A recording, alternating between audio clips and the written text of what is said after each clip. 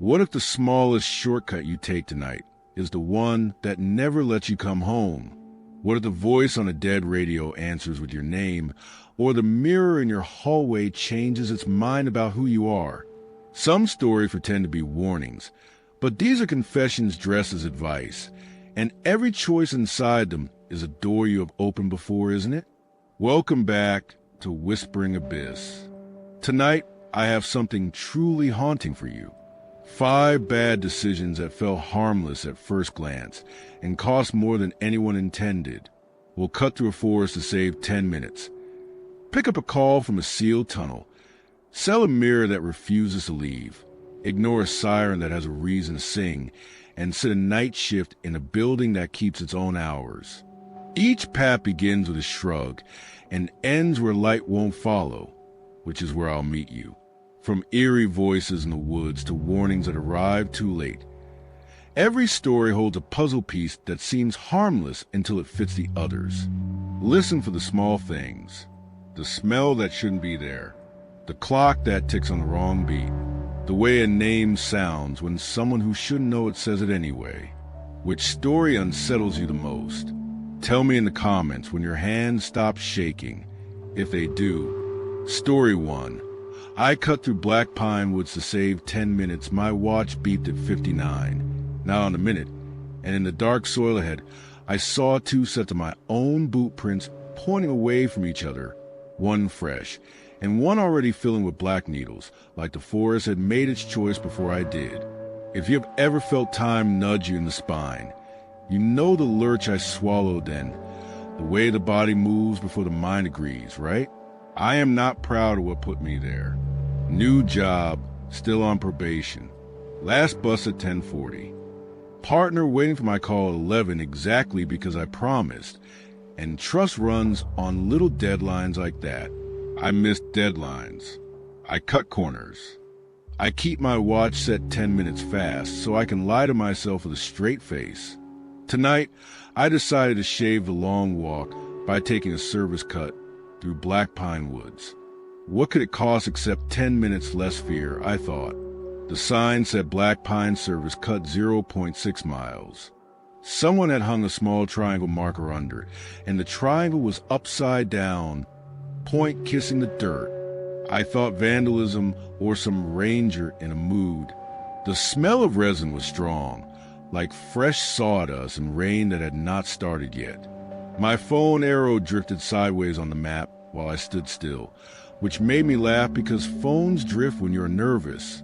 Then the owl called 2 notes, the same 2 notes, exactly the same distance apart, like a ringtone someone made for a prank. My watch went beep again at 59. I did not laugh a second time. I like to tie my reflective tape with a figure 8 not my dad taught me. The stub on my pack strap was tied that way. I mention this because when I stepped into the path and lifted my light, a strip of reflective tape fluttered from a branch 20 feet in, tied in my knot. Could be a coincidence. Could be a trail runner with the same habits. I told myself the woods are full of mirror tricks and stupid superstitions.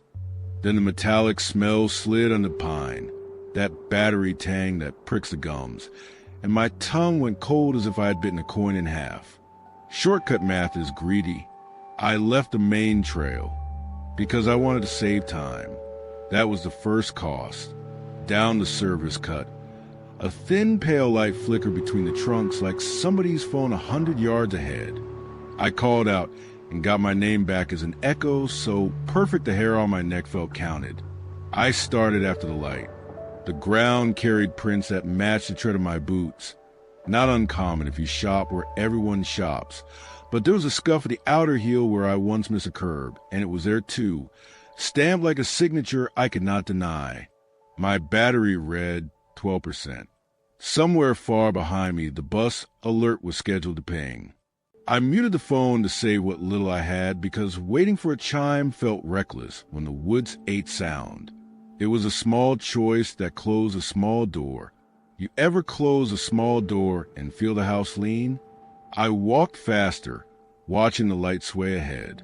For a second, the beam flared through the trees, and I saw a jacket logo fade in the glow, the same logo on my chest, and then it snapped out like a moth pinched between two fingers.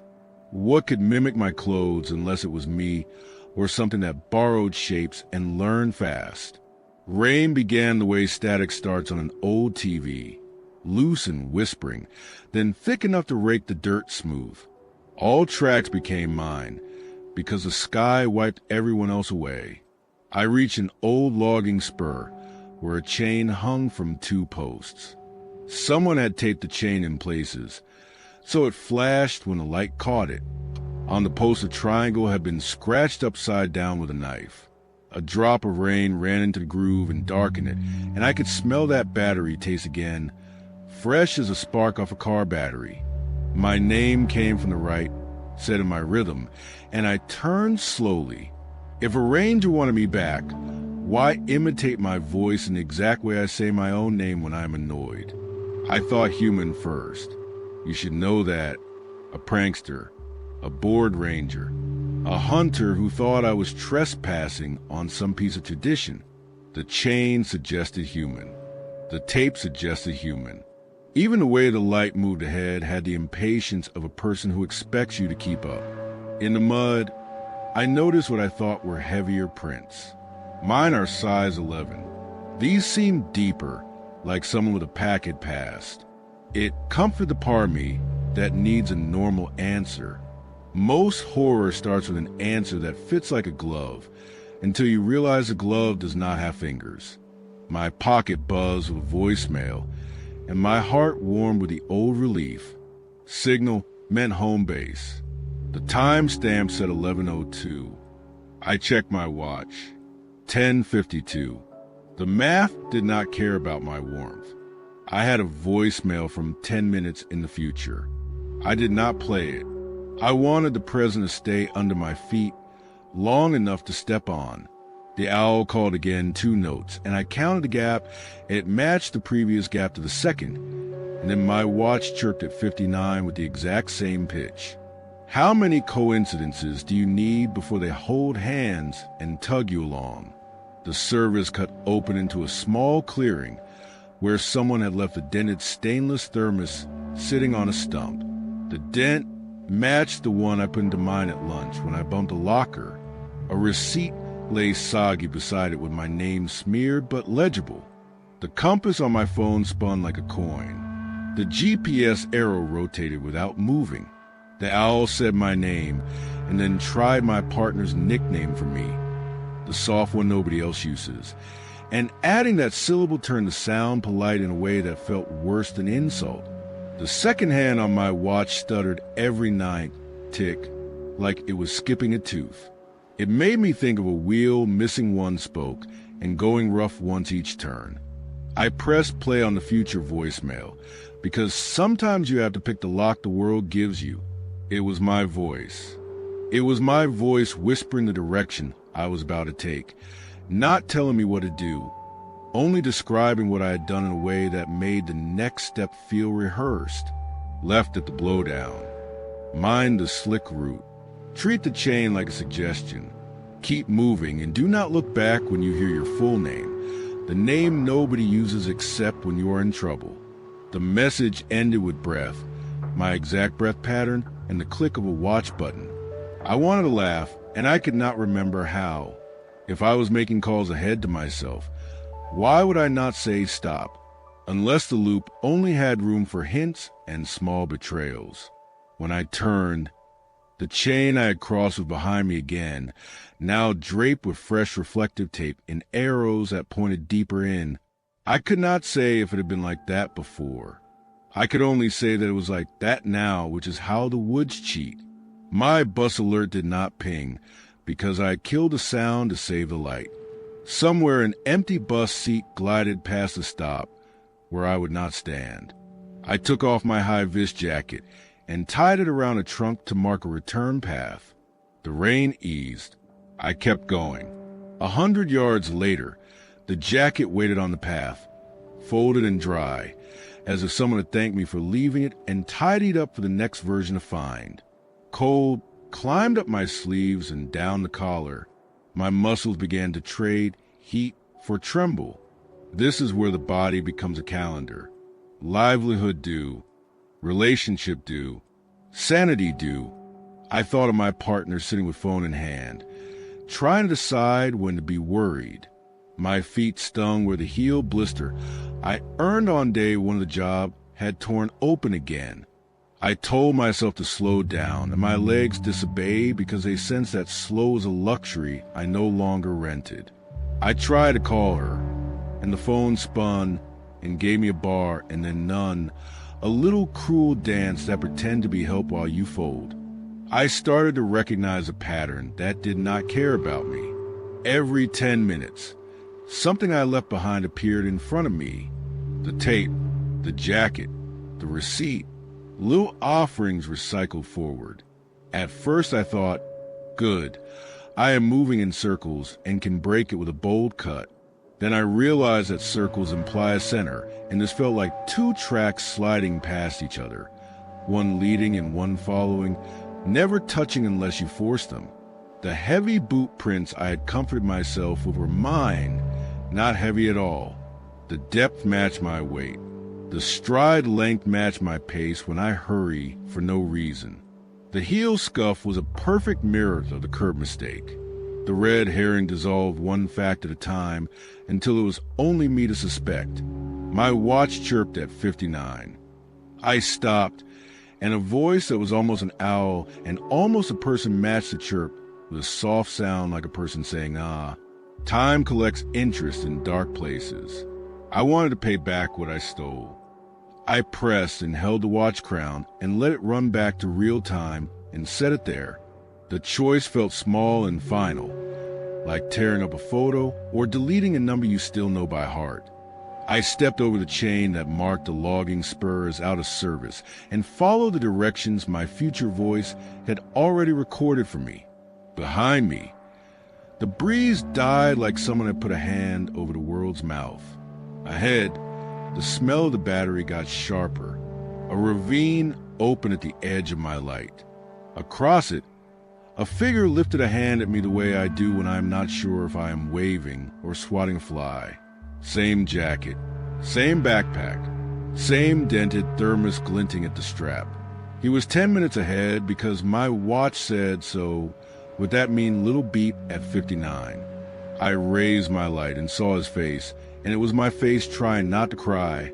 We both started speaking at once, and the words braided and lay wrong on the air, my simple questions turning into static. Think of two radios on the same channel. Both trying to say sorry, both hearing a shiver instead of apology. On the ground near my boot something ticked. Not my watch. A second beep at 59 answered mine. A beat late as if a conductor had split the orchestra in half.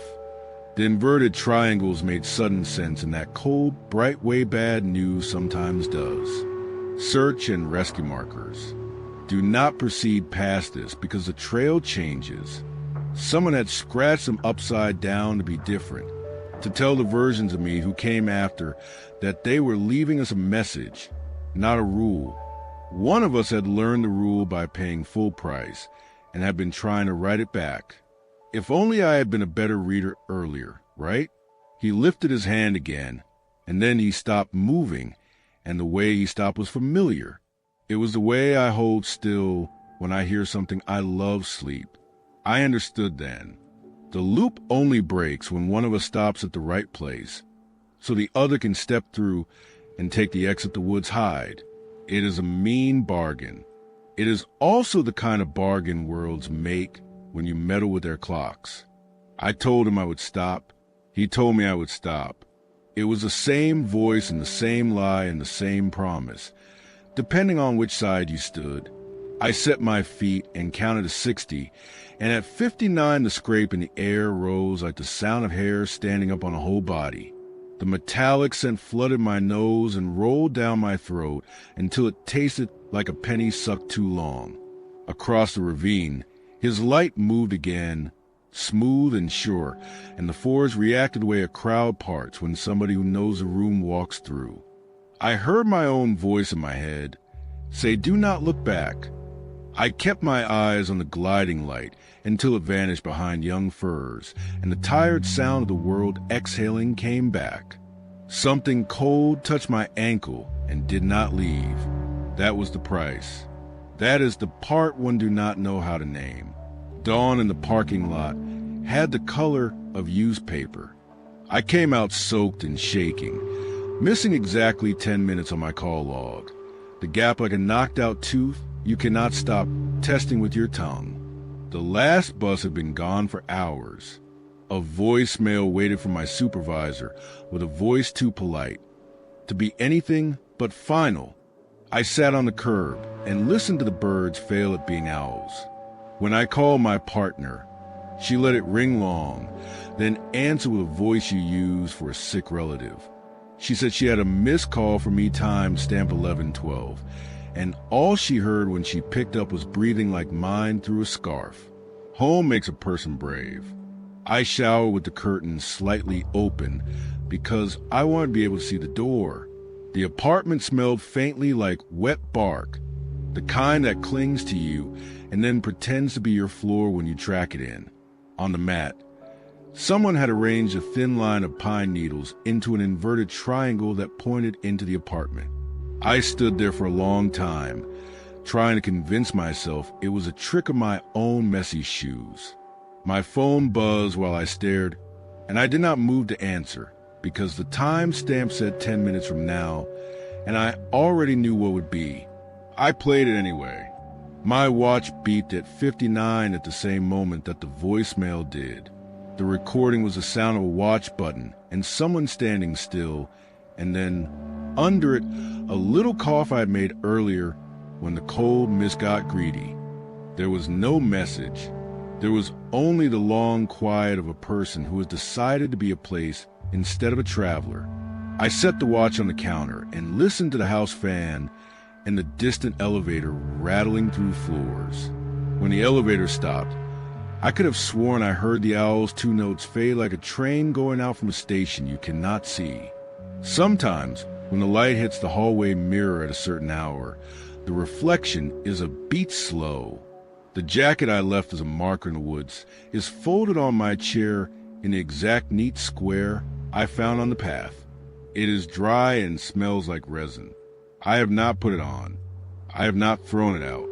Every night before bed, I turn the crown on my watch to make sure it is on exact time, because sometimes precise is the only prayer you can afford.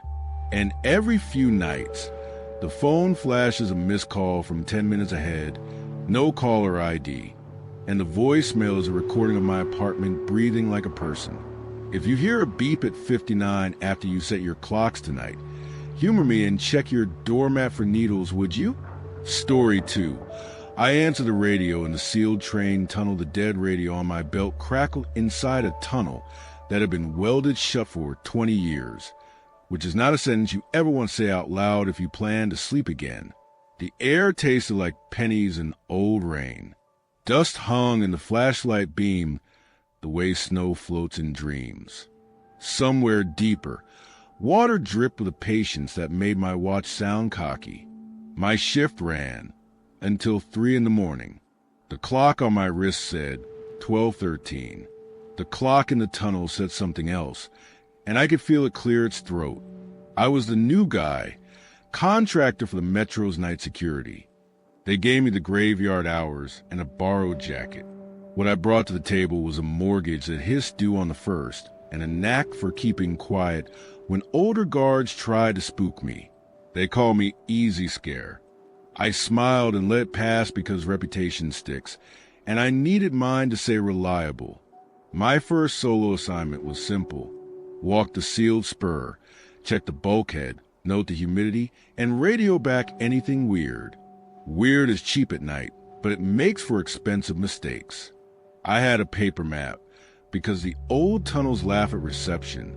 The sealed spur was a stub off track 12 that had belonged to a line which never opened. The blast door at its mouth wore a weld like a scar. Somebody wrote on the wall with a piece of broken tile. The writing said, "Don't answer." That was all. The letters were carved in short scratches like the hand was shaking. And I told myself someone needed attention once and nobody gave it. It is easy to be mean to strangers when they are not here to glare. The radio hissed the way radios do when they want you to notice them. Then it said my name. Not my last name, the one on the assignment sheet. My first name, the way my mom uses it when she is tired. The voice was quiet and a little out of breath. Shift's over early, it said. Come deeper. Shortcut here. I put my palm on the weld seam and felt only metal, no heat. Nobody could be inside. The last inspection had dated the seal as intact. Water dripped once, twice, then again, and the echo lined up perfectly with my breath. Control Unit 7, I said, even though I knew the script wanted me to wait. Hearing chatter on the spur frequency. Please advise. The static hushed itself like I had asked the room to listen. The voice came back, higher, friendlier, like my supervisor on a good day. Copy, 7. Your shift ends at 1 tonight. We had a schedule change. Walk in and confirm the far gate. I will wait. It said my supervisor's call sign, except it put the number before the letter, which he never did. If you have ever felt a tiny mistake reach up and hold your ankle, you know the tug I felt then. My light slid over bolts, rivets, a padlock that had fused with rust. The weld seam was old and lumpy. The door should not open, but the gap between door and frame ran a hair wider near the floor, like a drawer you have kicked too often. Dust filmed the ground. In the dust, someone had dragged a stick or a boot toe to draw a crooked arrow inward. The arrow's tip was smudged, like a hand had hesitated and then pushed. I told myself this was all old. Everybody leaves breadcrumbs when they want to feel smart. I worked the latch wheel, because if I called for a supervisor to wiggle a door and the door turned out to be stuck, I would be the idiot who woke a man for a hinge. The wheel moved. Metal whispered against metal. Cold air flowed out as if the tunnel had been holding its breath. The dripping water counted 3 beats, then 4, then kept counting, and I realized it had matched my footsteps since I came in, like a kid trying to keep up. The radio spoke my name again, sweeter. I stepped through, and the door swung behind me until the seam met the frame like a mouth closing on a story. Light was different inside. It felt thicker, as if it had to push through something before it could land on the walls. Dust motes rose and turned in the beam, making slow shapes that I want to call figures. I did not, because the mind loves a parade. A portable work light sat dead on a tripod like a yellow flower gone to seed. Next to it lay an ID badge face down. I lifted it without thinking. My name looked back at me from an older font, and a photo where I wore hair I had never had. The badge expiration date was a decade past, which would have been a better joke if I liked jokes. 7, good pace. The radio said, my supervisor's voice now, the lazy smile in it, the tone he uses when he's about to assign a task that makes you feel chosen and stupid at the same time. Skip the humidity reading. The far gate is the only thing that matters. You will see a service phone in a lockbox. Ignore it. It is dead. His call sign came wrong again, number before letter. He is the neatest man I know. He never gets that kind of thing wrong.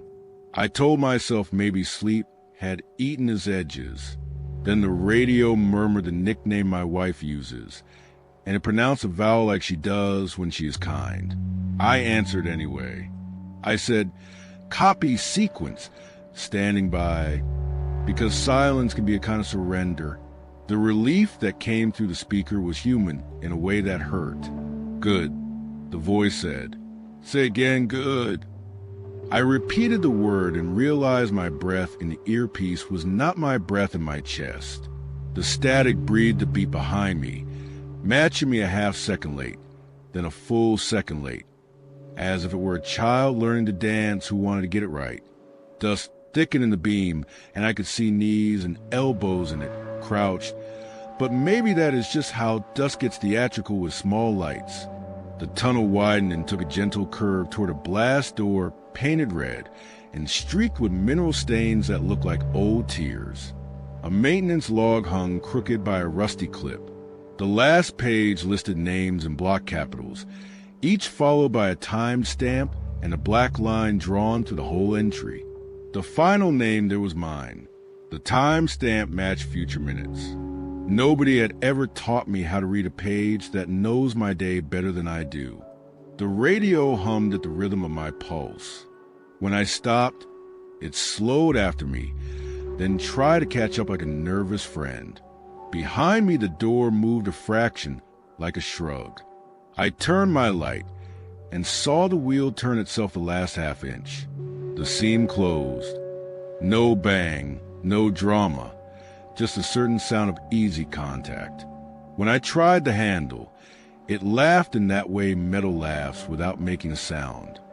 I pictured calling for help and telling Control I had locked myself inside a sealed tunnel because a friendly voice suggested an early clock out. It is hard to ask for rescue when your pride is a thin jacket. A droplet hit my cap brim, then one hit my shoulder, and the echo drifted ahead of me now as if someone further down was walking faster than I could. My flashlight blinked. It had red full when I checked out of the crew room.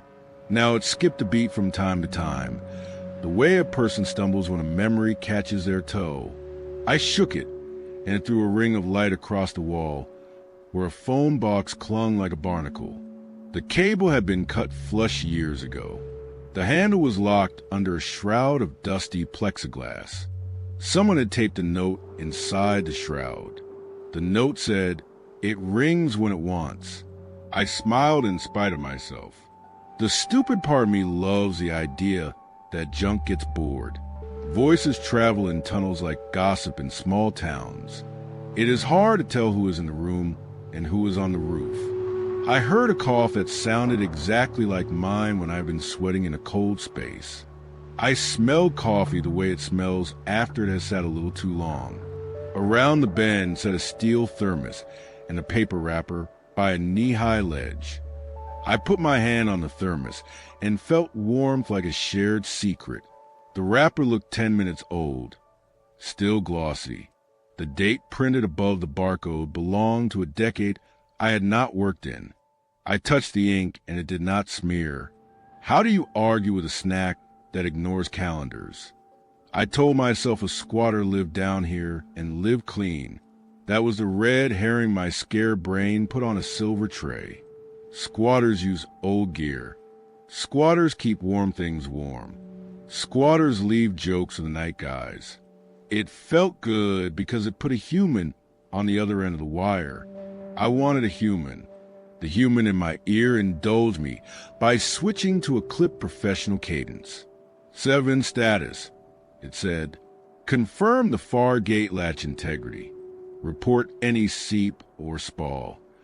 It might be nonsense to you, but if you have ever wanted to impress someone, you know how the body squares up when the right jargon enters the air. The dust people bent like grass under a truck's draft when my light passed them. Maybe it was just air. Maybe it was my hand not being as steady as it thought. The radio whispered my wife's private phrase for me, the one she uses when she is really, truly trying to soothe the temper I pretend I do not have. It is a harmless phrase. Hearing it from a speaker that had never met her made me taste old pennies again. The water drip got a half step faster, then a full step, matching a pace that did not belong to me. Somewhere behind the red door, the tunnel hummed like something with teeth idling. Control, I said.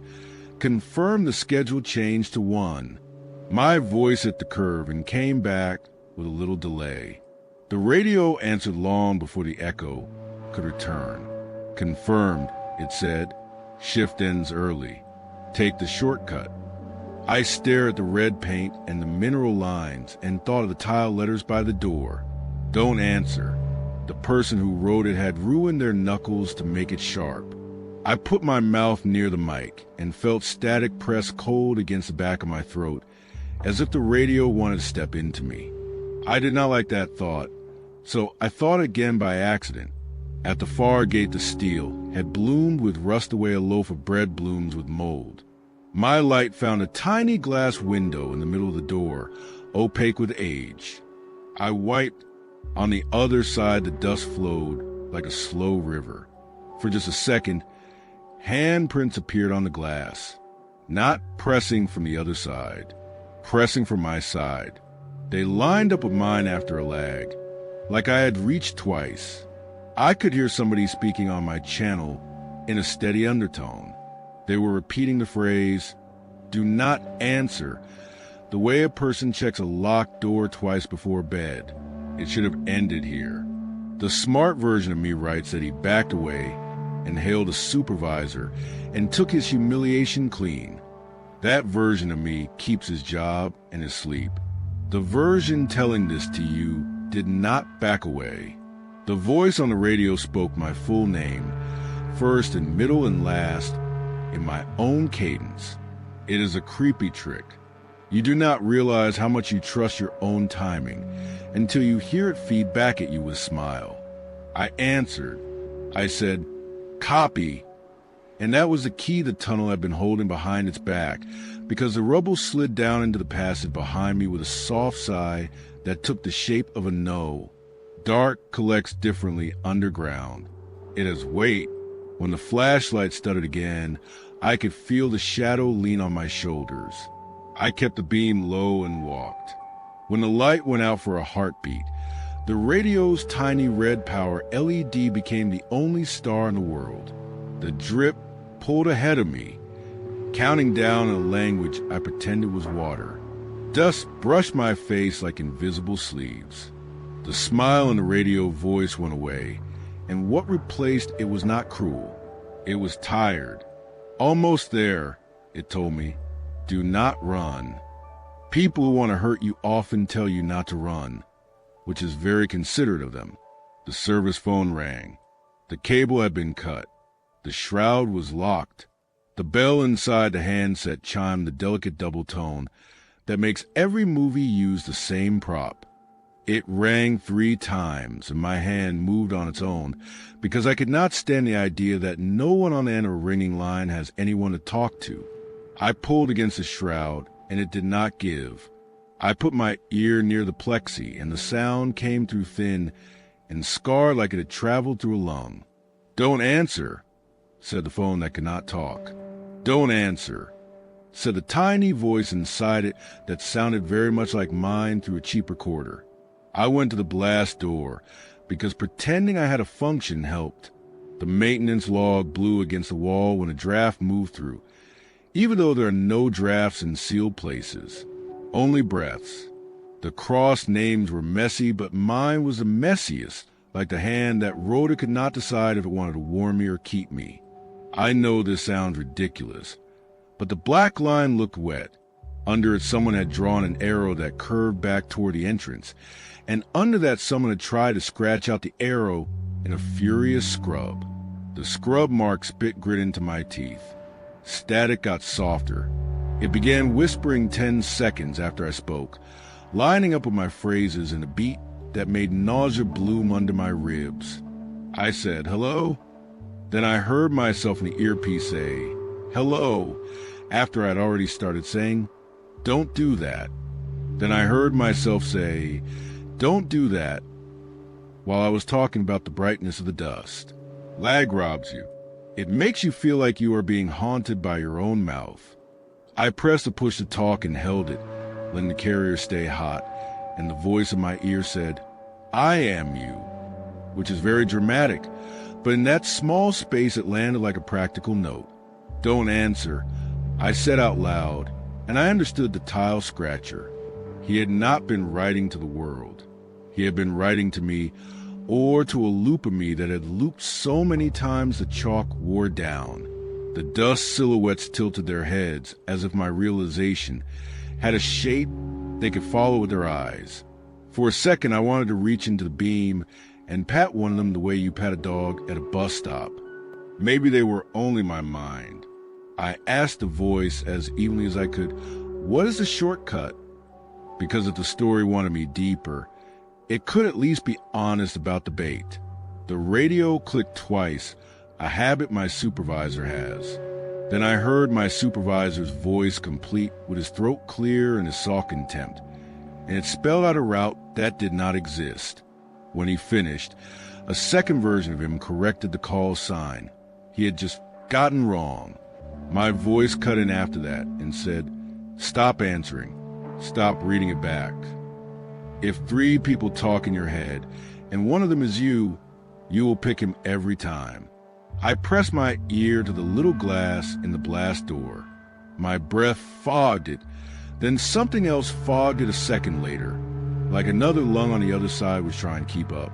In that oval, in the sweaty overlapping circles of condensation, I could make out a face I recognized because it looked like mine pressed against the oven window when I was a kid, curious and too close. It opened its mouth, and I opened mine, and the sounds we made braided and snagged. The radio dropped into perfect clarity, and I heard my own voice say the exact thing I was thinking about saying 10 seconds from now. The tunnel does not care what you believe. It runs the same trick until you stop standing up for yourself. Here's a trick. Every guard who answers becomes the next guard's map. Every joke told at the crew table about the sealed spur is a story with the names filed off. The figures in the dust are not ghosts. They are instants. You do not lie down and die here. You get stretched into thread and woven back through the next man's sentences until the day the city pours concrete and calls it solved. I do not know who spoke first. Maybe the first voice is still walking. I brace my hands on the wheel that should not turn and put my forehead against the cool metal to push away the ache behind my eyes. I told the voice in my ear to be quiet, and it was because that is the courtesy we owe ourselves when we realize we've been rude. Then the phone behind me rang again, and this time it did not sound delicate at all. It sounded like someone was hitting glass with a spoon.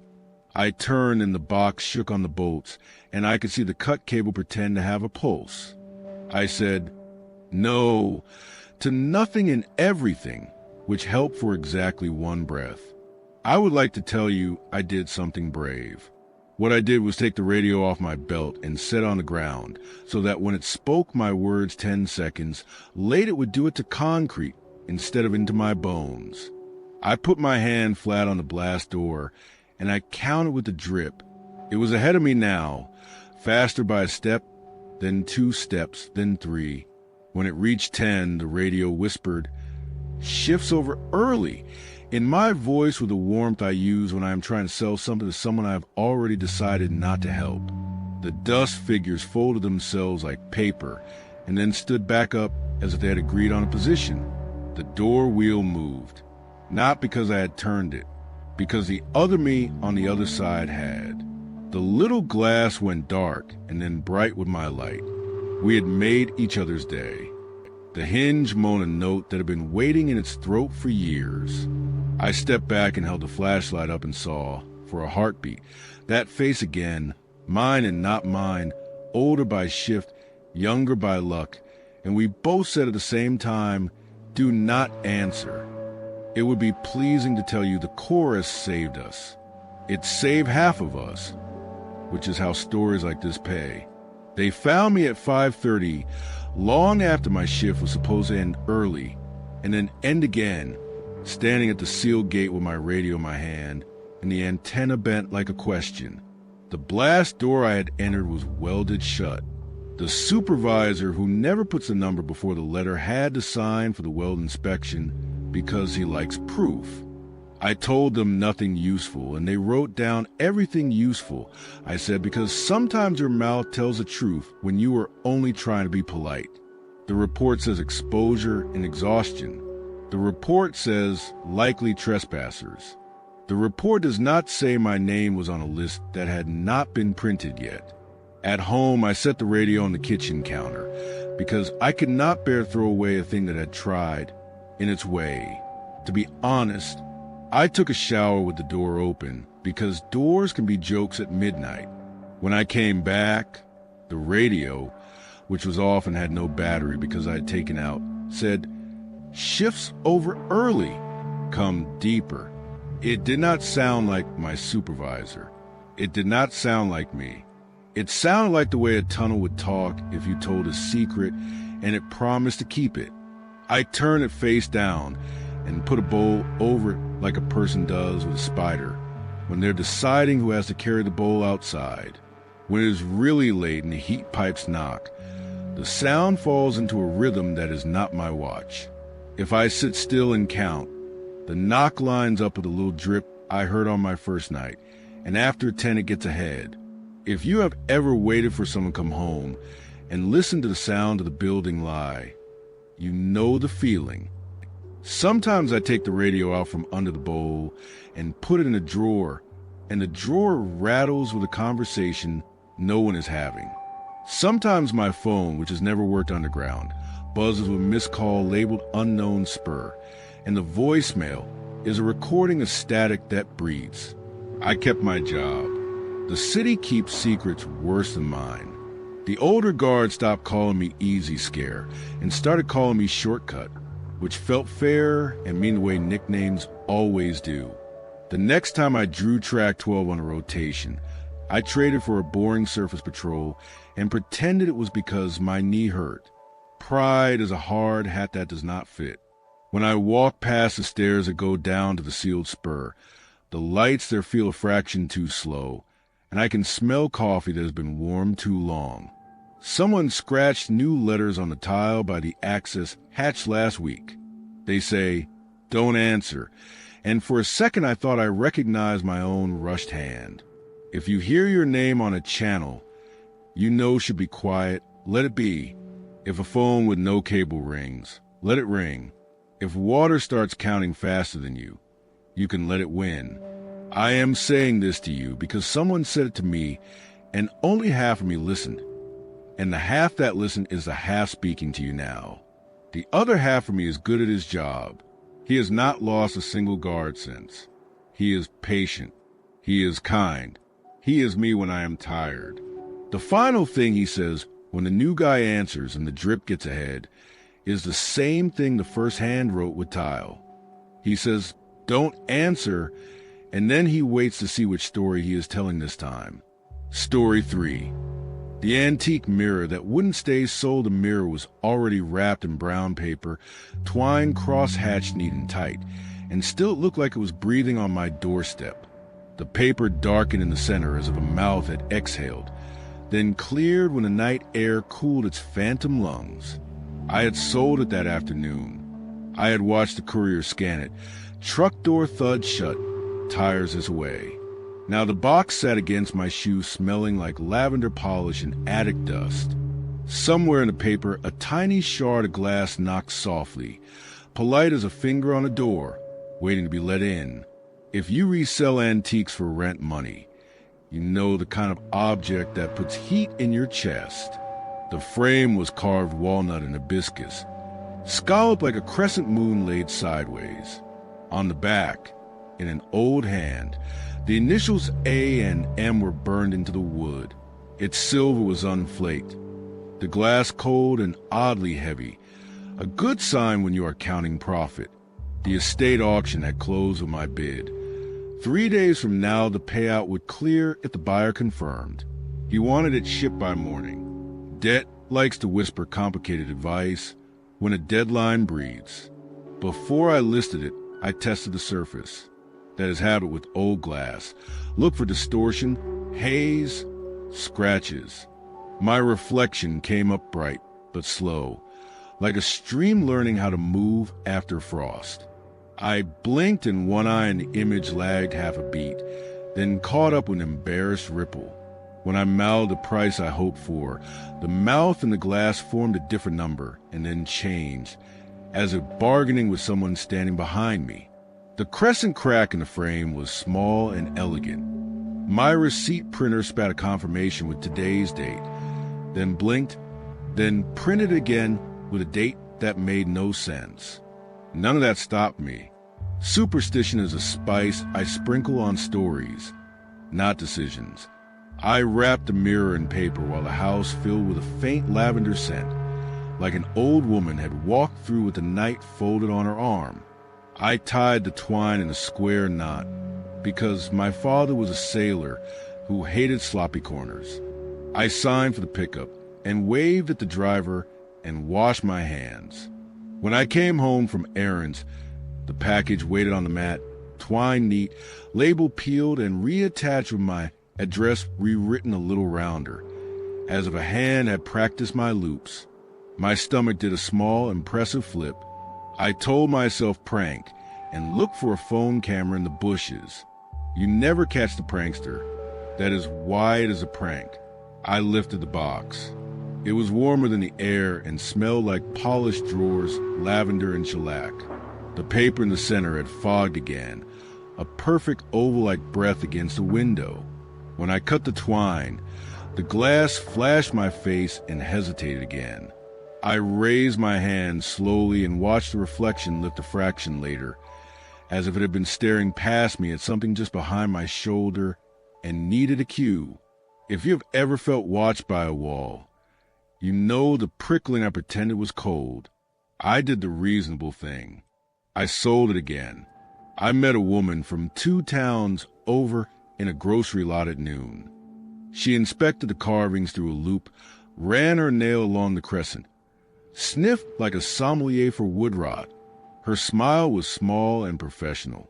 Cash folded into my palm with the friction of a solved problem. I watched her wrap in a blanket and settle it upright in the back seat. I watched her taillights bloom and fade.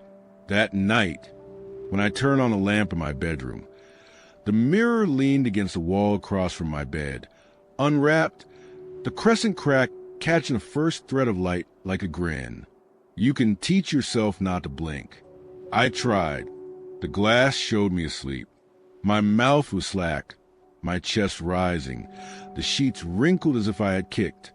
I stood fully awake and watched myself sleep 1 second into the future or 1 second into a story that did not need me. The lavender smell leaked under the door and into the hall. The brown paper lay folded on the chair, the twine in a neat coil that made my fingers itch. I decided not to break it. Destroying value is a kind of sin when your credit card breathes heavy. Selling again was cleaner, and greed is a fine soap when you want to feel washed. The second sale returned faster. I posted a new listing and drove to meet a collector who liked to talk about mercury backing and old glass formulas. The sun was soft, the sort of light that makes everything look honest. He counted out bills and shook my hand and gave me his card in case I came across clocks. I drove home with a feeling like a tooth you know will hurt later. The mirror was inside before I turned the key. It leaned on the hallway wall, the blanket folded on the couch, a dusting of lavender across the floorboards where no foot had stepped. Return time had tightened like a belt. My phone buzzed. The first buyer messaged a happy photo of the mirror on her landing with a vase in front of it. The second buyer messaged a thank you for a fair price, and would I consider selling the cabinet in the background of my listing photos. At the same second, my own reflection in the hall mouthed a word I had not said yet. It looked like wait, maybe wait. I stood there until my legs went pins and needles, and my own face held still long enough to be only a face. I took the mirror to the car and locked in the trunk, because steel is a spell when you are out of ideas. At the next red light, the trunk clicked open and closed, a soft animal noise, and a lavender smell filled the car like a polite stranger who has chosen a seat beside you on a bus when others were free. I pulled into a storage facility half out of town and rented a unit for cash under an old alias I use when I pretend to be a better version of myself. Under the fluorescent hum, I wrapped a mirror in moving blankets, stacked 2 boxes of paperbacks in front, and took a photo, because proof is how you promise the future you tried. When I got home, the mirror lay on my bed, the moving blankets folded smaller than I could fold, lavender soft in every corner of the sheet. Friend will forgive mistakes. They do not forgive long stories that feel like excuses. I sent a message asking one to come over and witness something I could not explain. He replied with a thumbs up and a string of cash bag emojis I deserved. Another friend said block the buyer if they are harassing you. The buyer left a review calling me reliable, then flagged my account for duplicate listings that looked like fraud. When I wrote to support, they suggested I improve my shipping times. Reputation leaks faster than money. I sat with a mirror and told it out loud that I needed it to behave like an object until Friday. I researched instead of sleeping. Editor tips for photographing mirrors without catching yourself. History of silvering. Articles about Victorian scrying that are only fun until midnight. I found the estate ledger scanned poorly. A list of transfers no one would ever read. Names ticked along with year and price, and a column I could not parse at first. The column was initialed A and M over and over. Owner initials, I thought, until I noticed that every owner had initials that could be read as A and M if you were generous with hyphens and middle names. The lavender smell grew as I scrolled. At the bottom of the scan, a smudge resolved into my last name written with a tight hand. Maybe it was bound to my house. That is a thought people like when they want the problem to stay where they can point at it.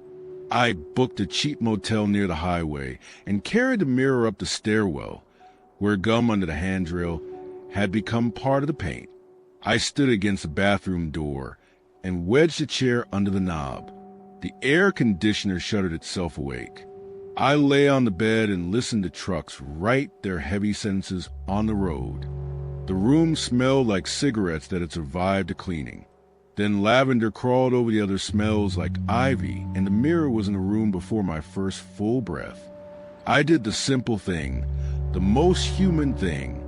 I covered it, a towel, then a blanket, then tape along the edges to quiet that imagined breath.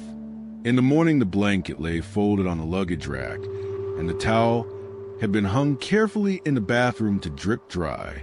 The tape curled on itself on the bedside table, not crumpled, neat as ribbon. The glass fog cleared,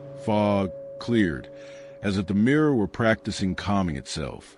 I slept half a nap and woke to the quiet sound of initials traced on wood with fingernail. The crescent crack had widened a shade you would only see if you had wiped the frame as often as I had wiped it. I smashed it because I needed the world to know what it felt like to me. I took it to the bare cement by the motel dumpster and pushed it flat and used the heel of my hand, and then my heel, and then the only hammer I own, a cheap thing with a blue handle. The glass cried in that highway glass cries when it gives up, shards scattered like black rain. I am not proud of the sound I made then. It was relief dressed as victory. I slept again for 2 hours because my body thought the story had been edited. When I woke, the mirror leaned against the wall of the room, whole, unwrapped, and the lavender smell was so thick it tasted purple. Shards were inside the frame, too, flecks caught under the lip like trapped fish scales. The fog on the glass warmed and cleared without me near it. I sat on the carpet and put my palms on my knees and counted heartbeats. Receipts on my phone had changed dates again. The first sale now listed 3 days ahead, the second listed as yesterday. The shipping confirmation stamped delivered tomorrow at 9 in the morning. The app glitched and corrected and glitched back like a lazy blink. The initials A and M looked deeper in the wood, as if burned again by a hand that had found a darker coal. By afternoon, I had stopped speaking to the mirror and started speaking to the idea of it. I said I understand. I said I will stop trying to profit. I said I am sorry for wrapping you and sending you away without asking where you wanted to go. The reflection mouthed words I had not chosen yet and held its lips a fraction too long on sorry, like someone trying to understand foreign language about to become native. I lifted my hand, and it lifted earlier, A tiny lead now, the kind of lead that tells you who sets the tempo. The crescent crack was deep enough to catch dust. The auction deadline pressed closer. A breath on my neck I could not point at. The buyer, the first one, sent a polite message about tracking. The second buyer requested a refund that my balance could not cover. Support paused my account while they investigated multiple listings of the same item.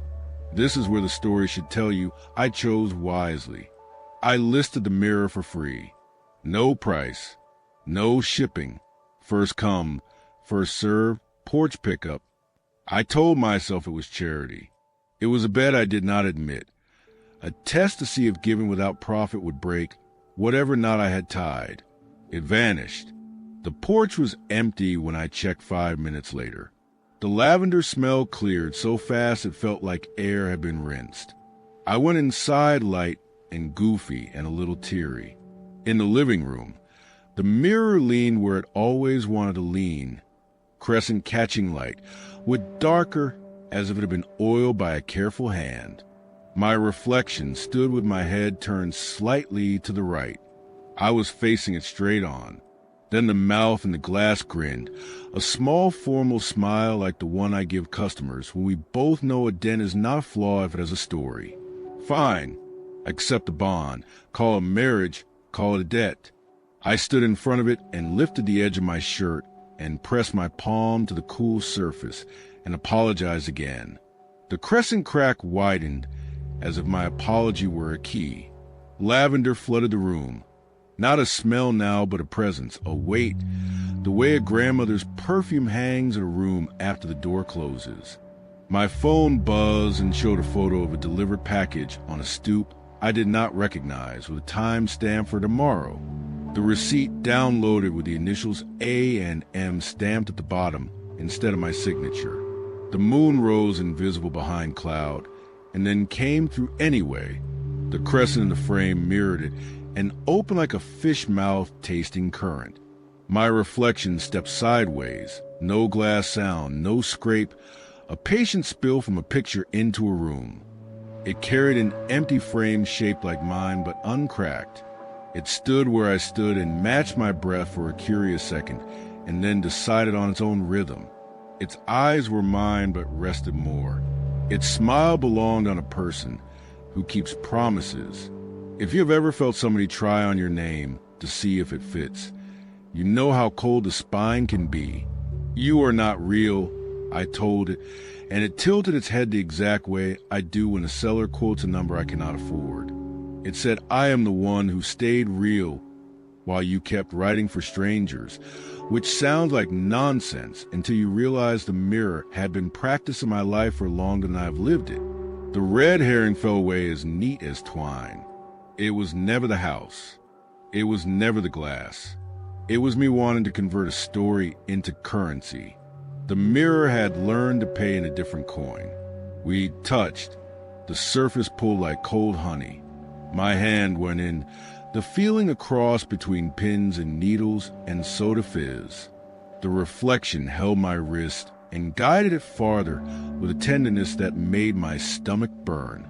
The crescent opened wider, enough for a shoulder, then a rib cage, then the sound we make when we are trying not to cry. On the other side, the world had the hushed quality of rooms where people lean in to hear secrets. It smelled like lavender and silver and breath dried on winter glass. I heard a faint tapping, like nails on wood, patient, rhythmic, considerate.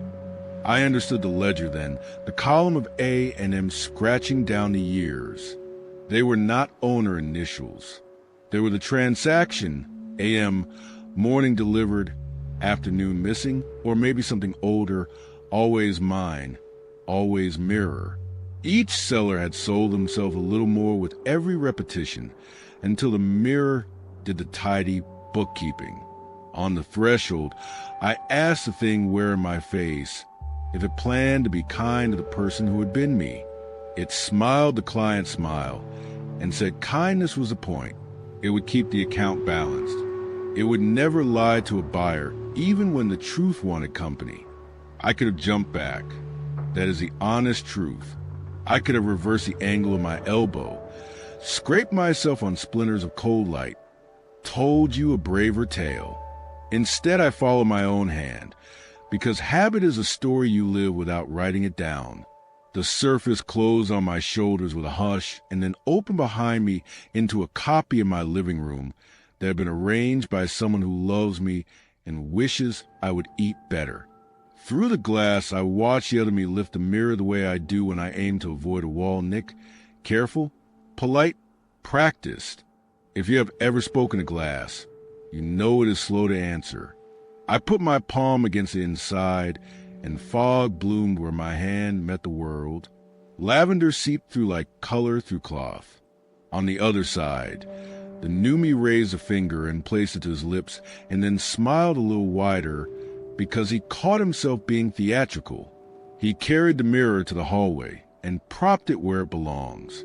He took photos of inventory and wrote listings with a tone my friends later called calmer. That night he cooked, which I do not do on deadline weeks. He slept with the door locked twice. I tried to shout. The room muffled the sound and then returned it softer. The knocks I had heard in my house for days came from here. Someone deeper in this flat gallery of copies knocked on their glass with patient knuckles. Dash, a rhythm you could pretend was a word. It comforted me and scared me, because patience is the worst salt for fear. I touched the crescent, and it felt like the seam of an old book. When I breathed, the glass fogged on my side and cleared clean on his, a small magic you could live with if you stopped asking questions. Friends wrote to my public account to say my latest posts sounded different. Responsible, one said. Softer, said another, which is a kindness and a warning.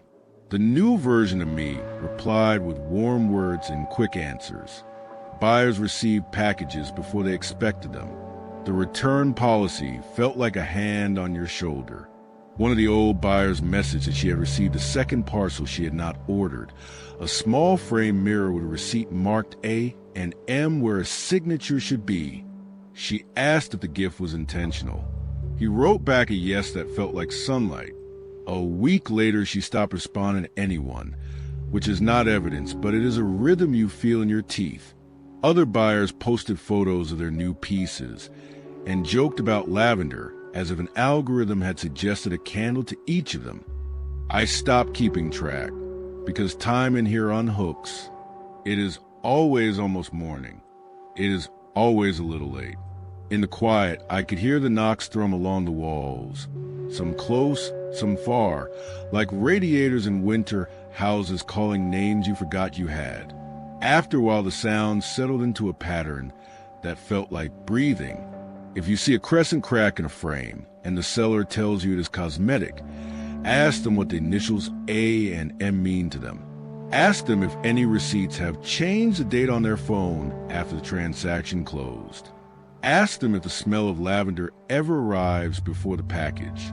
If the glass fogs when you are across the room, leave it wrapped, put it somewhere polite, turn off the light, make a different choice than I did.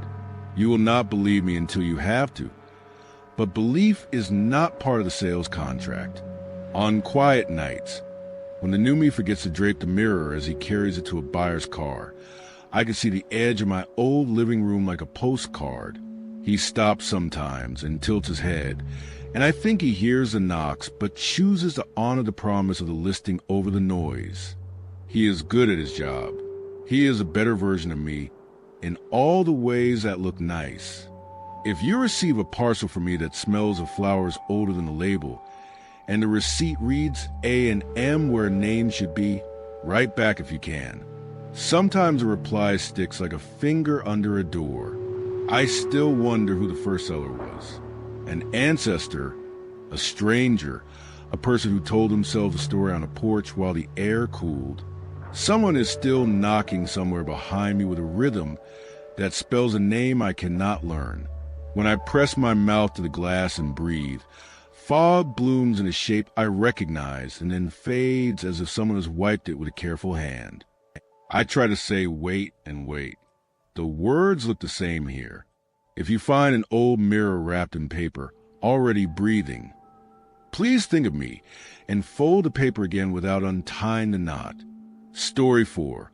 We ignored the Reservoir siren after dark. The siren started as a clean mechanical howl over concrete and black water, then snapped off mid-breath and left a low hum quivering to the reservoir like a muscle holding tension. Moonlight made the surface look varnished. The night smelled like algae, wet stone, and something faintly metallic, the way a coin tastes if you press it to your tongue and decide not to tell anyone.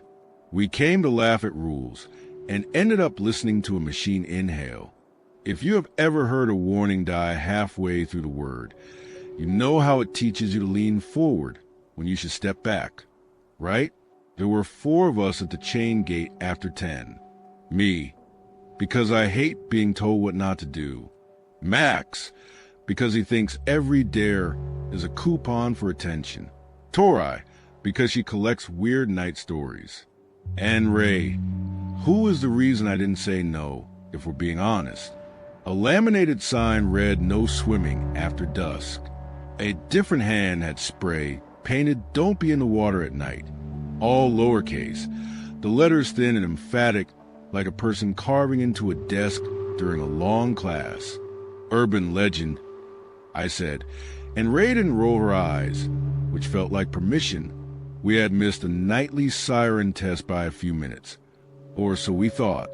The tower light flickered at the top of the ridge like a tired eyelid. Along the shoreline, silver glints threaded the rocks. Dead fish. Not many. Just enough to make you wonder about what kills all at once. When Max dipped his fingers and flicked water at me, I licked a drop off my lip without thinking and got that battery tang. We laughed, because that's what a group does when a small portion of fear arrives early. Our laughter came back across the water, crisp and wrong, like a recording tight on the tape. You go first, shortcut, Max said, because nicknames cling. I kept my shoes on and stepped into shallows, telling Ray you keep your body warmer if your head stays dry, because saying anything felt better than letting silence stack. The ripples that came at us were not from our legs. They moved against our shins like a slow, deliberate current from the center out, as if the water wanted to introduce itself before it touched. It's just the sluice gate cycling, Tori said over her phone light. Then, quiet under the hum, something whispered my name with my exact fussy cadence, as if my voice had learned to swim. The path lights around the chain link hissed and guttered until only our phones were stars in our hands. Ray's beam showed dragonflies stalled like earrings above the surface. I said the word harmless, and it felt silly, like handing someone a balloon at a funeral. The metallic taste gathered at the back of my throat again, and I told myself it was nerves. Out over the water, a square of black suggested the float platform. The rumor said once the siren stopped, you were safe. The rumor said the tower's howl was like the lifeguard whistle at closing. Rumors are just instructions, missing verbs. We argued shore versus platform, and of course I shrugged like decisions are jackets you can take off later. I pushed out, arms slicing thin. The water cold in the night had any right to be. Ray followed with a breath, like a question. My phone light bobbed on its wrist strap and made a small private constellation. I told myself I was doing this to keep her from regretting asking me to come, and felt noble until I heard footsteps behind me on boards I hadn't reached yet. By the time I hauled myself onto the platform, the old wood was already creaking under a weight that didn't splash. The float was newer than the rumor made it, but what always remembers, my shoes left prints that soaked and darkened, nothing special. Another set circle behind me, the water spinning off the heel splashes in tidy halos. Ray climbed up, grinning the smile that means she's about to laugh at her own bravery. We are in, we are out, she said, tapping my shoulder with the back of her hand. The tower light blinked hard twice, long pause once, like a heartbeat that can't decide which rhythm to keep. Somewhere below the platform, The hum pressed up through the slats until my kneecaps buzzed. The siren returned as a rumor inside our bones. Not a sound anymore. A vibration snuck into marrow. Tori edged onto the platform with a curse that made her sound like her mother. Max sat cross-legged, daring the dark to try something entertaining. When the hum swelled, Tori panicked and slid back into the water, meaning to cool herself, meaning to prove she wasn't scared. Bubbles rose from where she vanished, climbed a foot, shivered, and went down again as if gravity had turned around to check who was watching. Tori. Max called, then laughed, then called again in a voice that wanted to teach her. The platform tipped as if 3 new bodies were climbing aboard on the far side, weight and rhythm perfect for hands on a ladder we could not see. My phone beam caught wet prints snake around us. Not boot tread, not bare, the kind of oval that looks like a mouth when you stare too long. Stop, Ray said, soft, because sometimes softness is the strongest instruction. The stars gathered in a slick on the water and arranged themselves into constellations I didn't know. The Big Dipper's handle kinked. Orion had an extra star in his belt like a borrowed notch. If you've ever seen the sky misremember itself, you know why it tasted metal again. We tried to call out together and managed shame instead. My phone grayed out and then flashed no signal, like it was proud of the trick. The shore sat half a football field away when it should have been 30 yards. Someone on the bank waved a flashlight. Utility worker, I thought, or night fisherman. The beam wasn't a beam. It pulsed up the tower and down the tower like a chest rising to breathe. Help, Ray called, and her voice came back from the far side of the reservoir perfectly timed, the vowel bent by distance that shouldn't exist. When she turned to me, her face was smaller, and then she wasn't beside me at all. Wet footprints circled where she had stood, tighter, then wider, like a person turning in place without deciding on a direction. I shoved my light into the slats. Water gleamed. The hum climbed until every screw in the platform sang a quiet, ugly harmony. From the left, somewhere beneath, Ray's voice asked me to hurry. From the right, somewhere above the waterline, Ray's laugh braided with itself and pulled like a knot you don't know yet if you want to tie. It's just a surge, I told Max, because explaining is how you avoid deciding. Power surge and weird acoustics. We waited out. He nodded too hard. The light on the ridge fluttered again and held. A long, steady blink that felt like a warning, ignored so many times it changed tactics. I raised my arm and waved at the flashlight on shore, but the light didn't respond to me. It brightened when the hum deepened. It dimmed when we quieted. It watched us like an organ watches a patient. On the underside of the platform, something tapped. Not the plunk of a fish. A rhythm with intention. Like knuckles on a table, counting votes. My name bubbled through the slats of my own voice, syllables softened by water. I know how it sounds, I whispered and the water agreed. Tori surfaced 20 feet out, shoulders barely breaking. Hair slicked back by hands that weren't hers. She smiled and repeated the joke she told at the car about how the fine for swimming beat the fine for therapy. And then she repeated again without breath, and again, like a record skipping. And I realized her mouth was moving without collecting air. Max slid to his belly and reached. His fingers touched skin that didn't push back. The platform heaved like a breath. Behind us the far ladder dipped and rose under feet that never clanged. We should go, Max said, voice thin. We should go now. We turned toward the shore, and the shore turned into a photograph.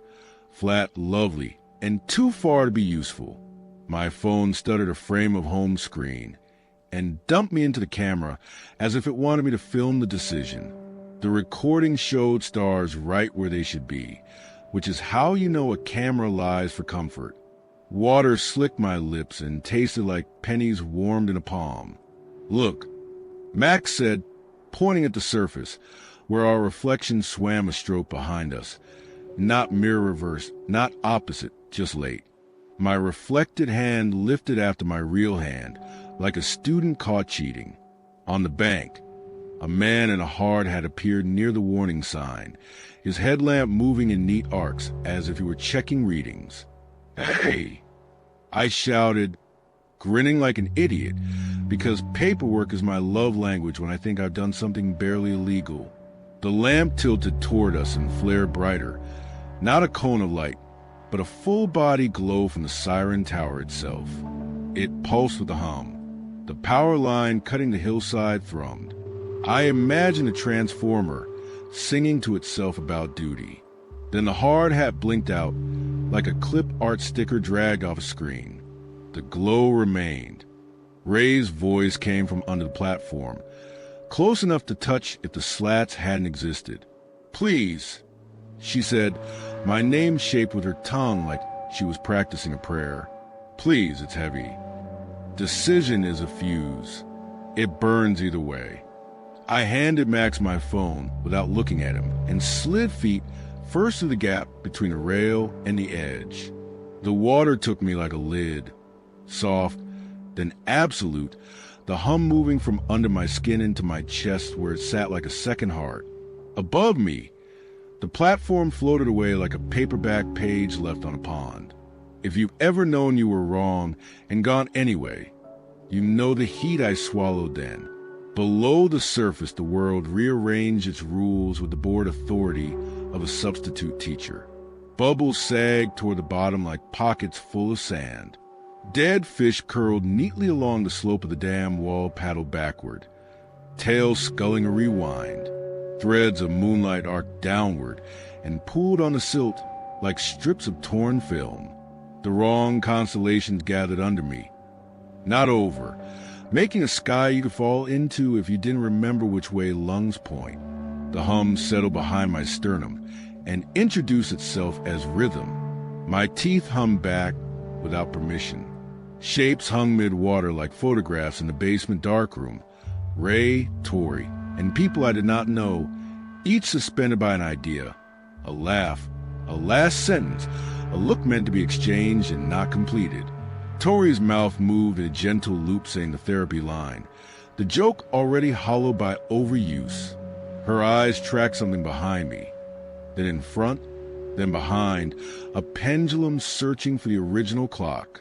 Max's name bubbled out of my throat without my help.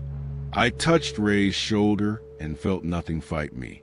She turned her head a fraction and smiled the smile she gives when the punchline is kind. A maintenance worker drifted by the dam's concrete face, glove closed around a short chisel.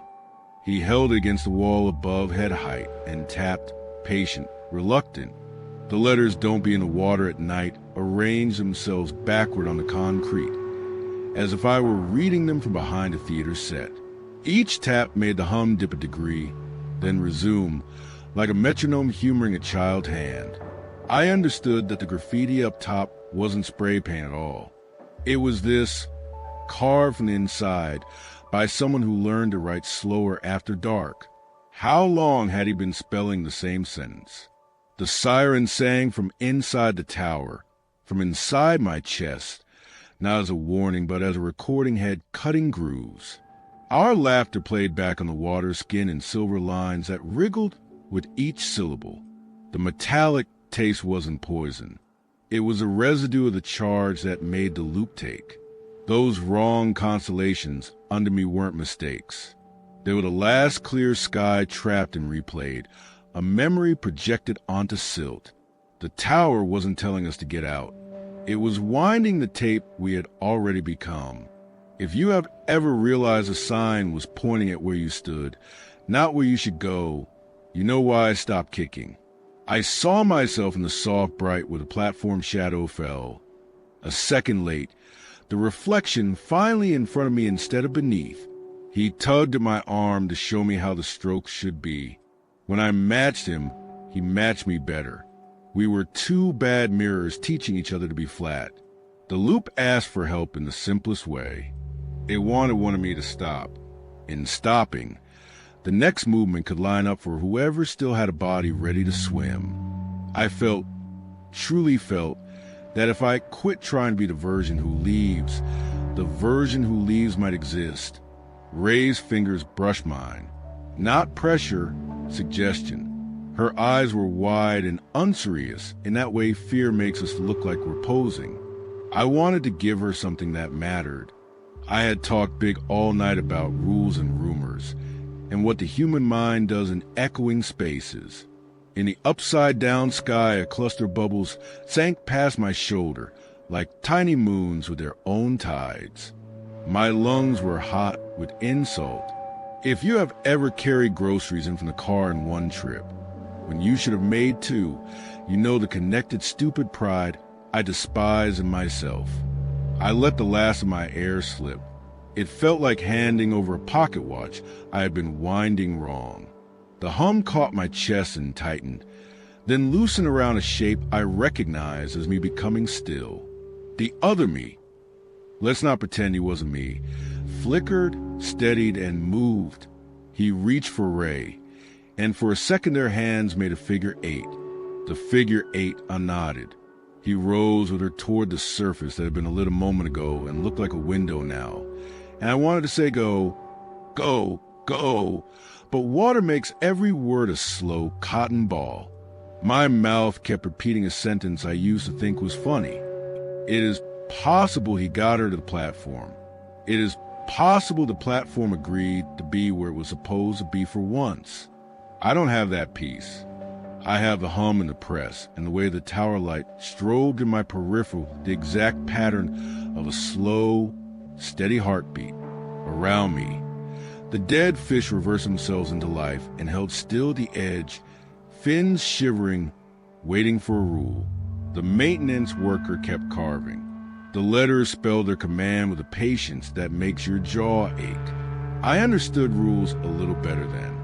Rules are what you write when your voice won't carry. Morning comes fast in stories and slow in water. The fishermen who favor this spot say the tower blinks polite as they cast. They say the Siren is a relic the county can't afford to remove.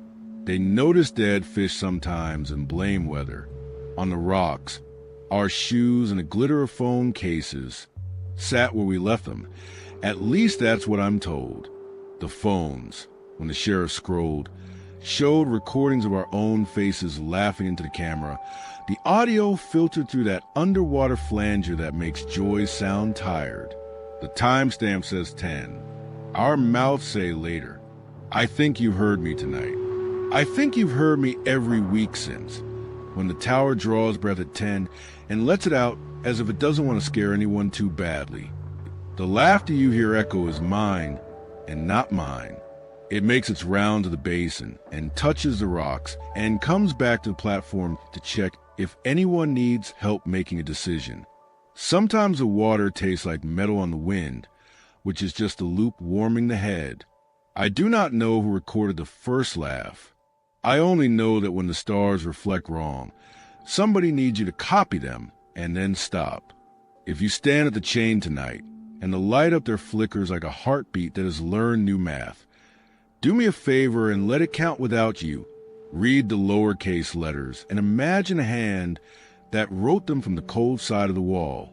When your friends joke and your pride warms and the water looks like lacquer, ask yourself why warnings ever develop a rhythm.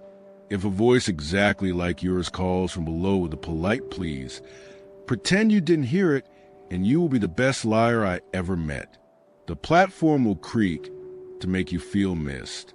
Walk home anyway. Sometimes late, a car stops on the ridge road, and a couple leans on the rail to listen. Their laughter skips across the surface, and the tower holds it a second, then gives it back. If the air tastes like coins, they leave quickly and do not compliment the view. If they stay, the hum thickens in their teeth until their tongues learn a new timing. That's how the loop rehearses strangers. I can tell who will stay by whether they look up or down when the stars don't match their childhood names. Look up and you can be wrong loudly. Look down and the water will introduce you to your better echo. I told you at the beginning that the siren died mid-howl. That isn't exactly true. It finished the part you heard and kept the rest for me. It is finishing again as I say this. You can feel the tone in your chest if you let the night inside. If you have ever pressed your ear to a door and heard your own voice whisper from the other side before your mouth opened, you know what the reservoir collects.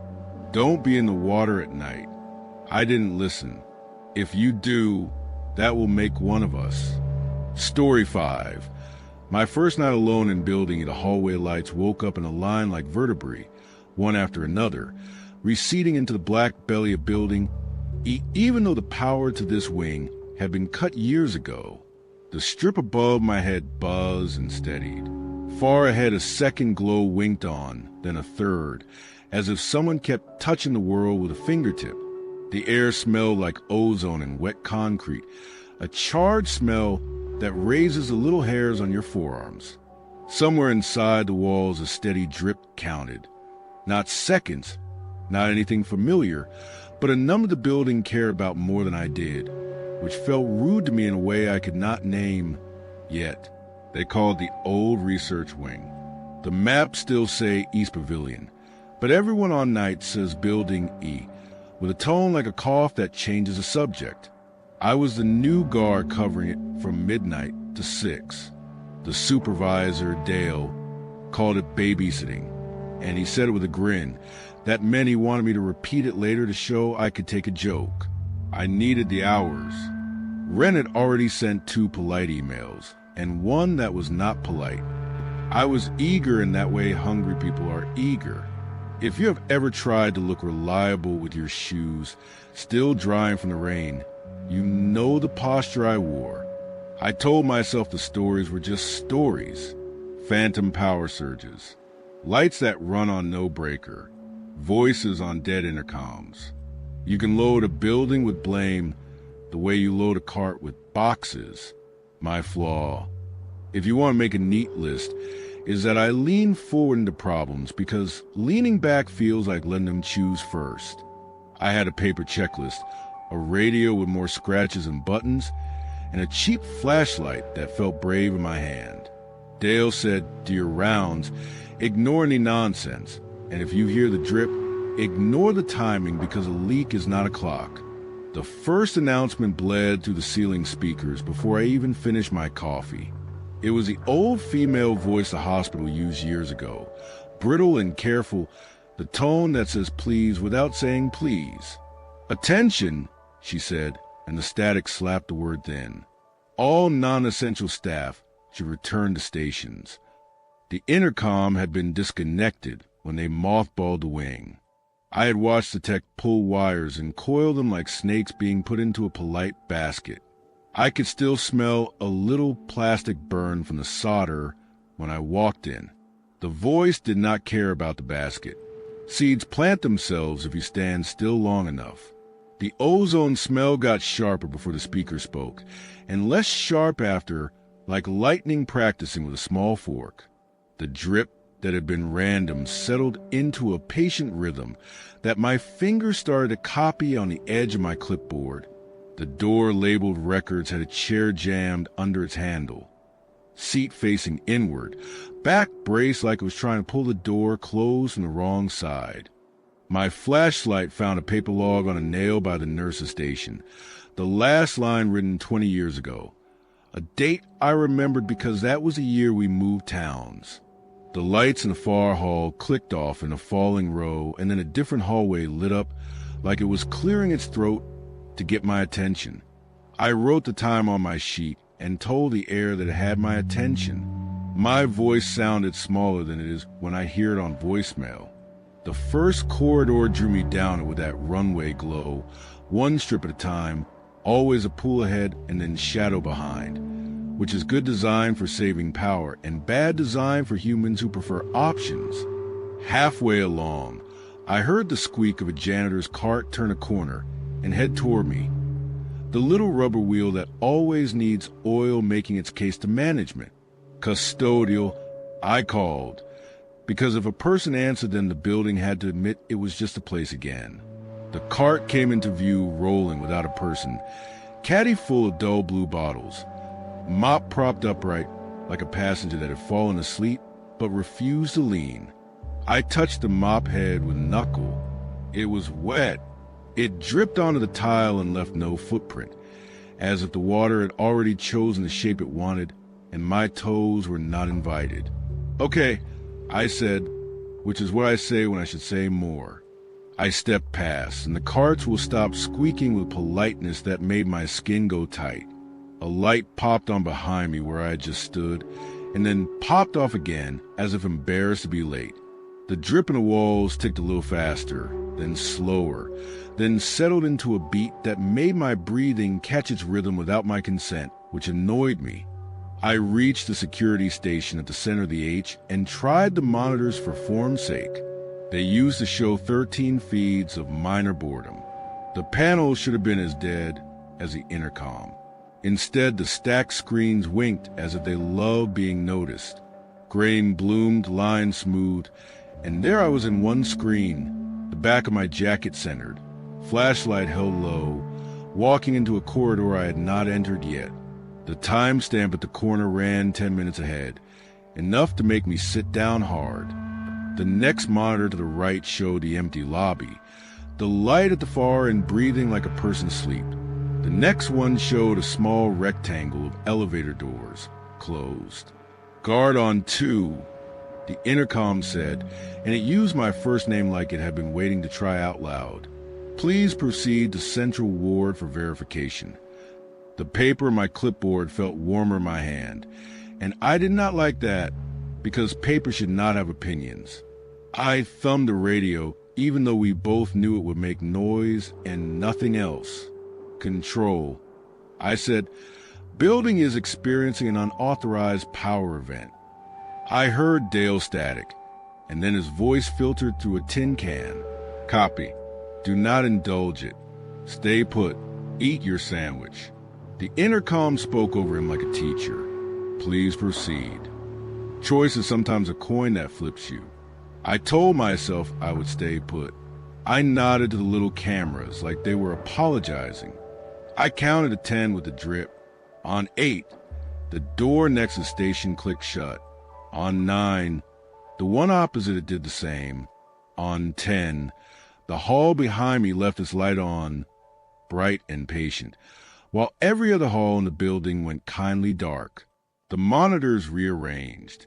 For screens became one big screen, showing a map of the floor with my dot pulsing on it, like a cursor that wanted me to accept terms and conditions. "Please proceed," the voice said, softer now, less public announcement and more suggestion. The hall leading to Central Ward had a different shine, like it had been waxed recently, which is strange when there is no staff. Scuff marks kinked in half circles at corners, as if gurneys had taken turns anyway. Halfway down, the elevator at the far end coughed and opened, doors parting on an empty car.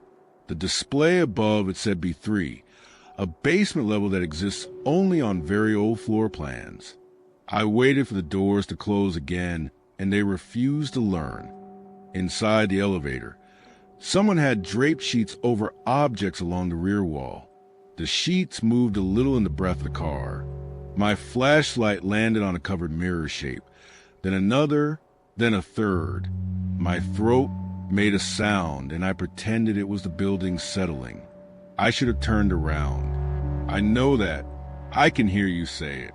The intercom hissed a breath like a thought, and said my name as if it were trying to pronounce it the way a friend would.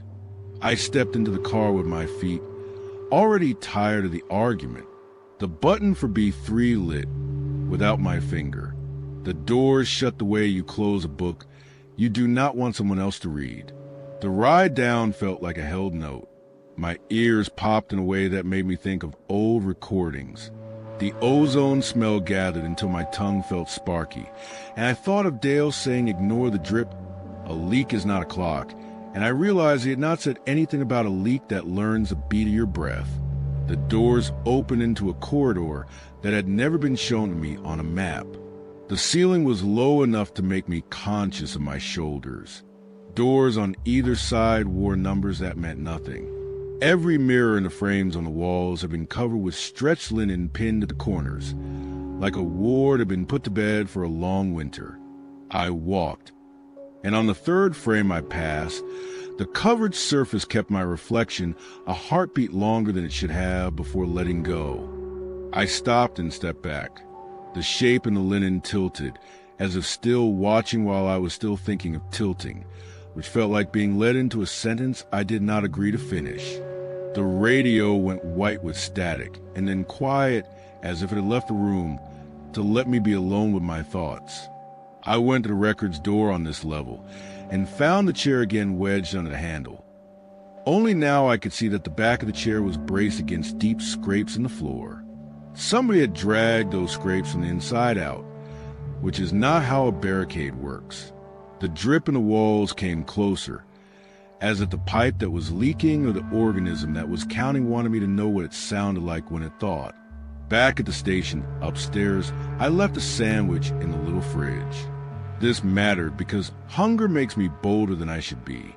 I told myself I would go back to it and tell the building a funny story about customer service on my way out.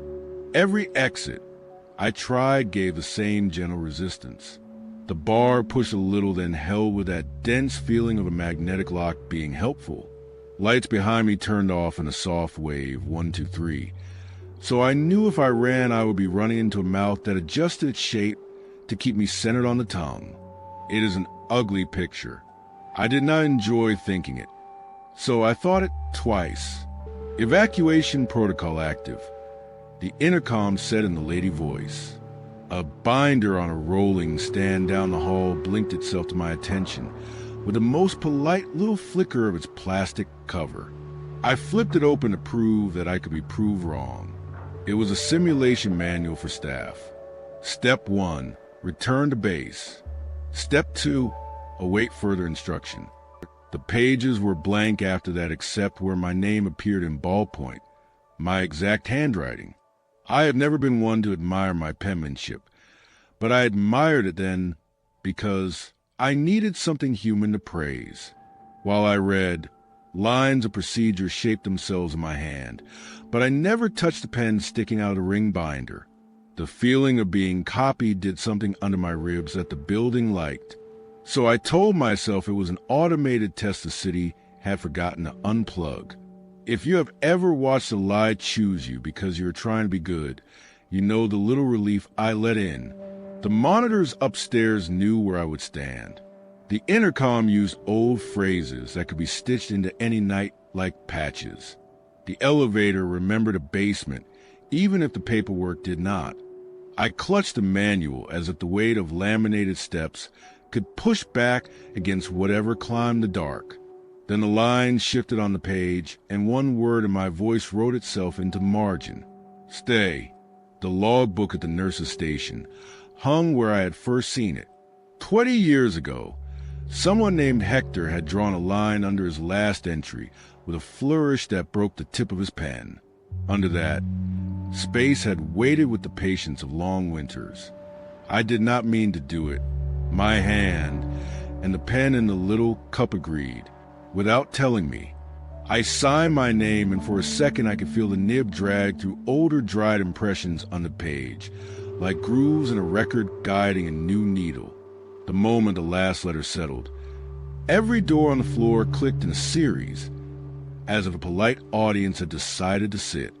The lights above me restarted their wrong countdown. 10 strips lit from the station towards Central Ward. The drip in the walls stopped counting time and went silent in a way that shouted. The intercom cleared its throat without sound, and I could feel it smile. If I tell you that I felt officially on shift in that second, you will think I am making a joke one of the older guards would appreciate. I wanted to make the joke, but the building already knew the punchline.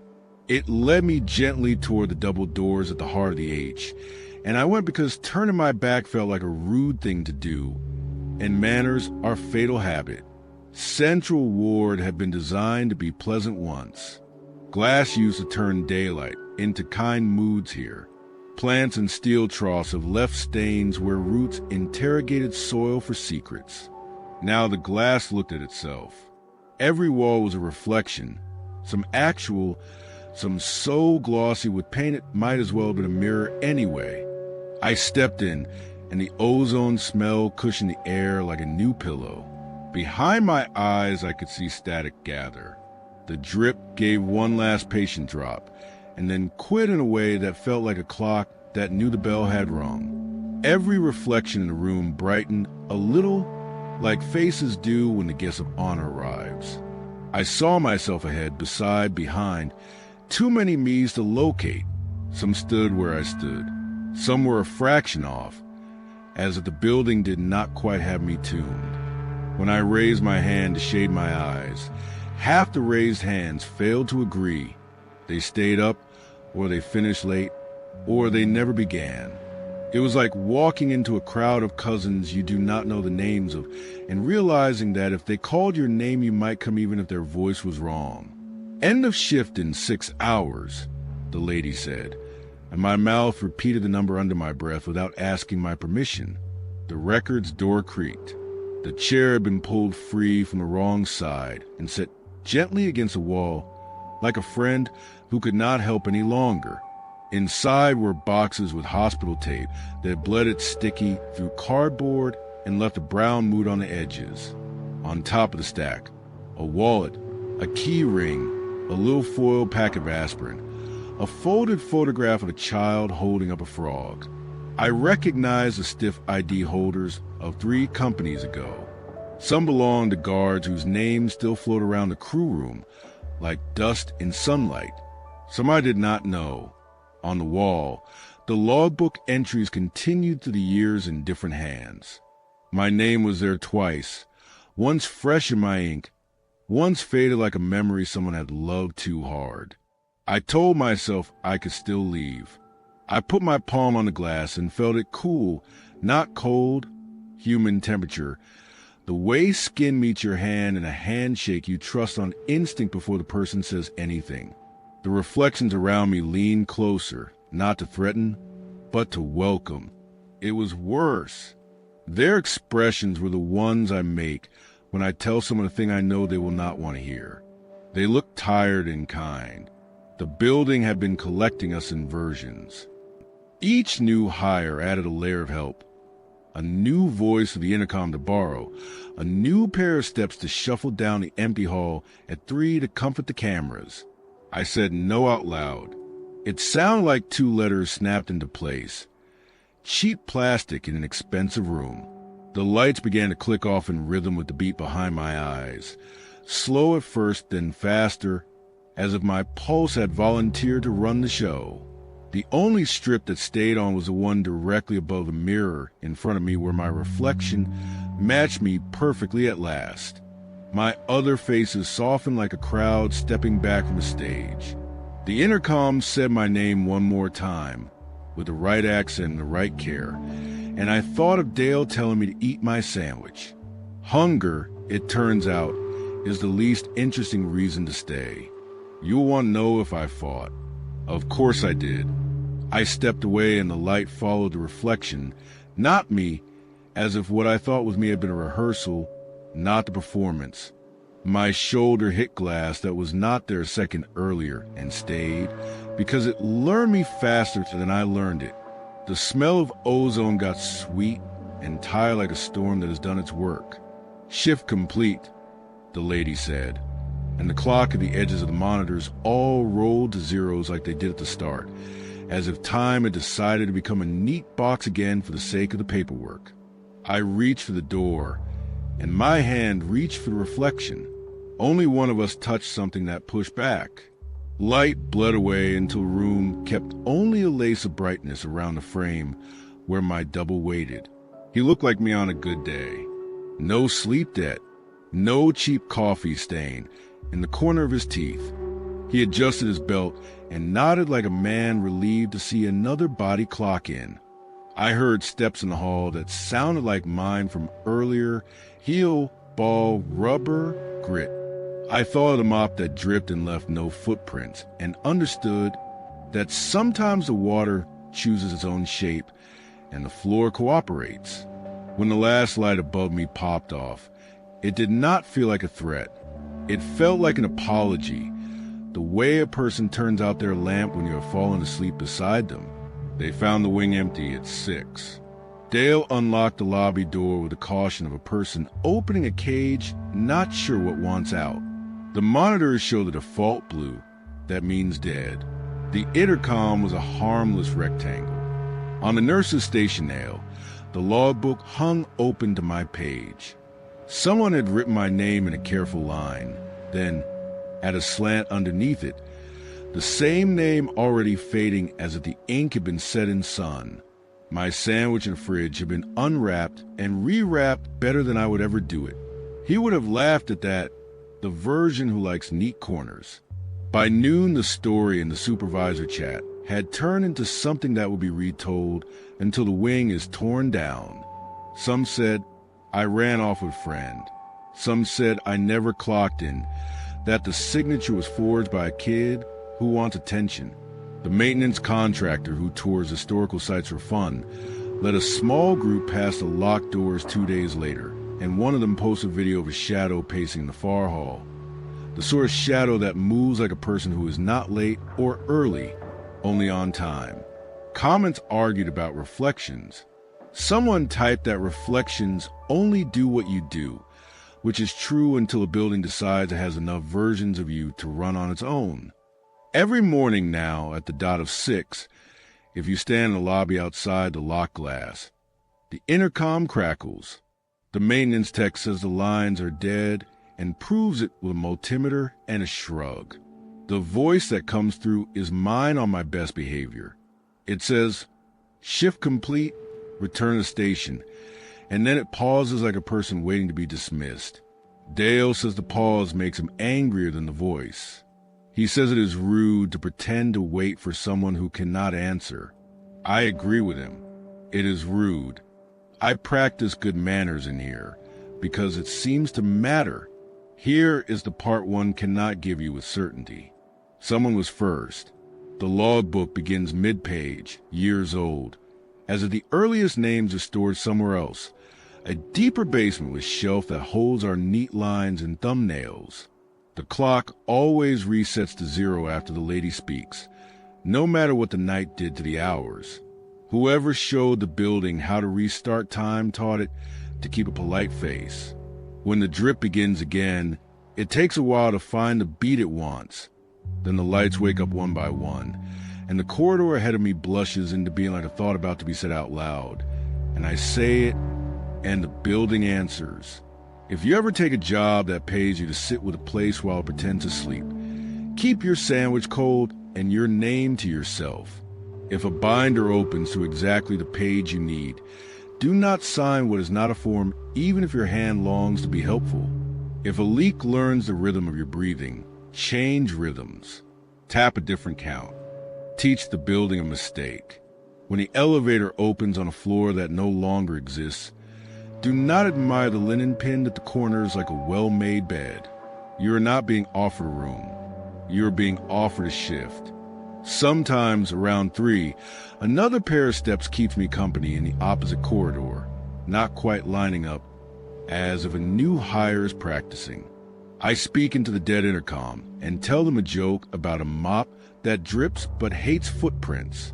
My voice comes back from somewhere firm, and the joke is better when it is a duet.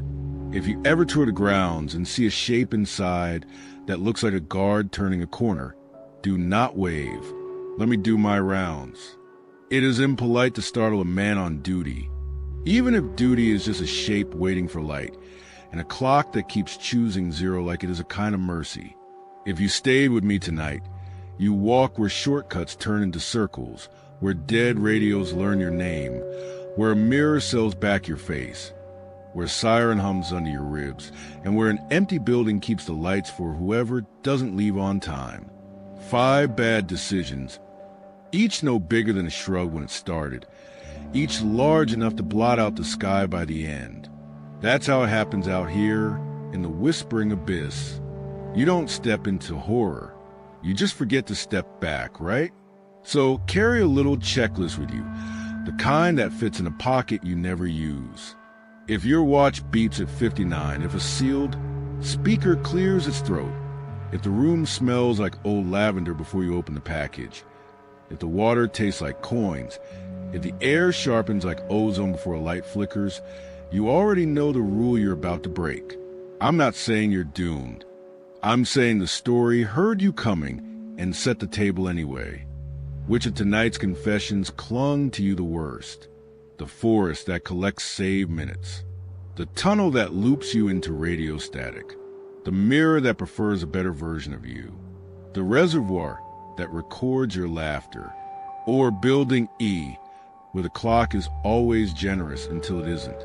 Tell me below which seed you spotted early and which payoff hit you in the teeth. I read every theory, even the ones that make me turn on a second lamp while I pretend I'm fine.